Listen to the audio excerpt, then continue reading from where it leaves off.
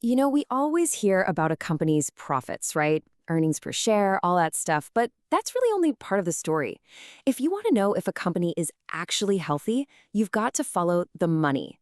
And today, we're going to crack the code on one of the best tools for doing just that, the statement of cash flows. All right, let me kick things off with a question for you. Can a company be reporting millions in profit, have its stock soaring, and still go bankrupt? I know it sounds crazy, right? But the answer is absolutely, 100% yes. And the reason why is actually pretty simple.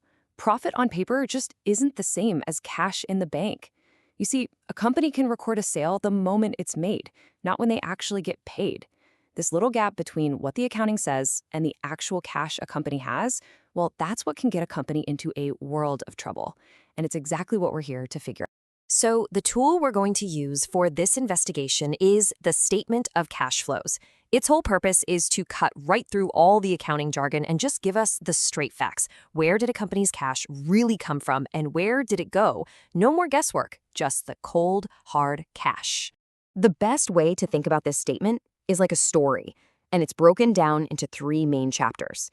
And once we get this structure down, we can see exactly how a company is making its money to survive and to grow. Okay, so this right here, this is our roadmap. See how it starts with the cash they had at the beginning of the year? Then it shows you the cash that came in or went out from those three key activities: operating, investing, and financing.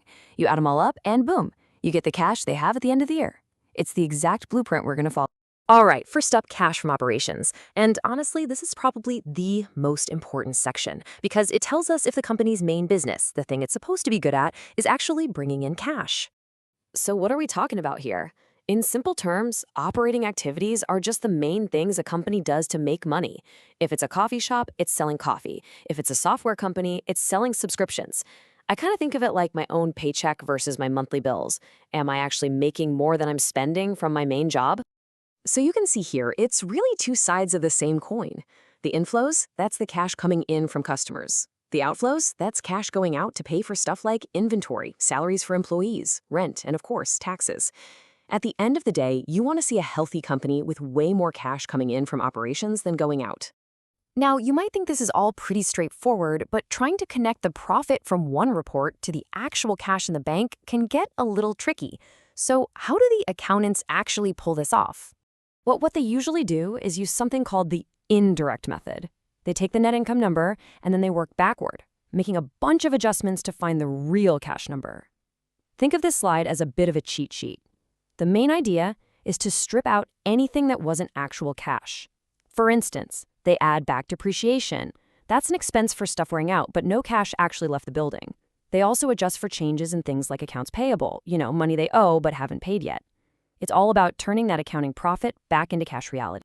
Okay, so now that we know how much cash the day-to-day business is making, we can move on to the next chapter of the story, cash from investing. This part is all about the company's big picture plans for growth. Investing activities are really about the big ticket items a company buys or sells to make money down the road. To bring it back to you and me, think of it like this. It's like buying a house to rent out or selling off a classic car. It's not part of your everyday 9 to 5, but it definitely has a huge impact on your money. Okay, and here's something that might seem a little counterintuitive at first. A negative number in this section can actually be a good thing.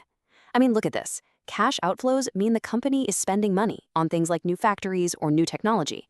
And for a young company that's trying to grow, you absolutely want to see them investing in their future. On the flip side, if a big established company suddenly has a huge cash inflow here, it might mean they're selling off assets just to stay afloat. That could be a red flag.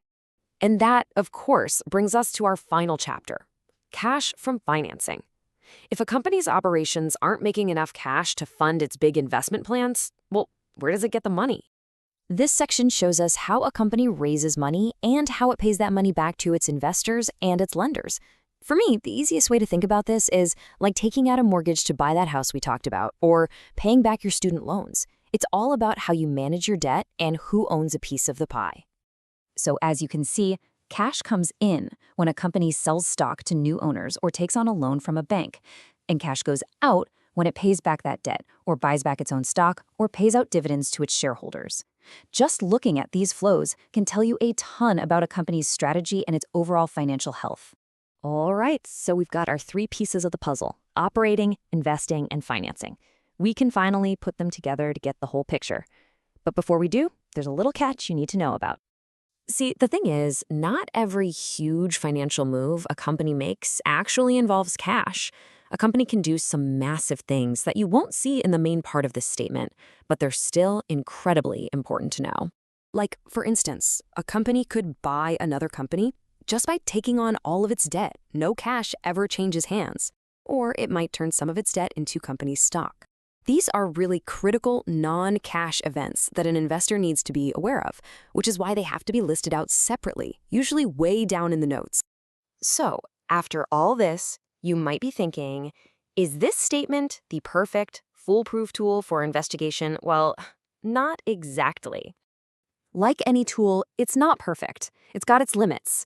For one thing, the numbers can be played with. A manager could, say, hold off on paying suppliers until just after the quarter ends to make the cash balance look a little better. That's why it is so important to never look at this statement all by itself. You got to use it with the other financial statements to get the full story. Okay, that's enough theory for one day, right? Let's get our hands dirty and put your new detective skills to the test. We're going to solve a quick case and calculate the net cash from operating activities using everything we just learned. All right, let's look at the numbers here. We're going to walk through this together step by step. We start with that net income of $3 million. Okay, first thing we do, we add back the depreciation of $1.5 million. Why? Because that wasn't a real cash payment. Next up, we have to subtract the $200,000 gain on the sale of land. Now, this one's tricky. We do that because the entire cash amount from that sale shows up in the investing section. So we take out the gain part here, so we don't count it twice. Then we add the $300,000 increase in accounts payable. Remember, that's cash the company gets to keep for now because it hasn't paid its bills yet. And the dividends, that's a financing thing. So for this calculation, we can just ignore it completely. All right, so you ready to do the math? We've got $3 million plus $1.5 million minus $200,000 plus $300,000, and that gives us our final answer. The true cash from operating activities is $4.6 million. Look at that, you just did it. You took an accounting number and turned it back into real cash. So, I'll leave you with this. The next time you're looking at a company, what are you going to do? Are you just going to stop at the headline profit number? Or are you going to dig a little deeper and ask the most important question of all? Show me the cash.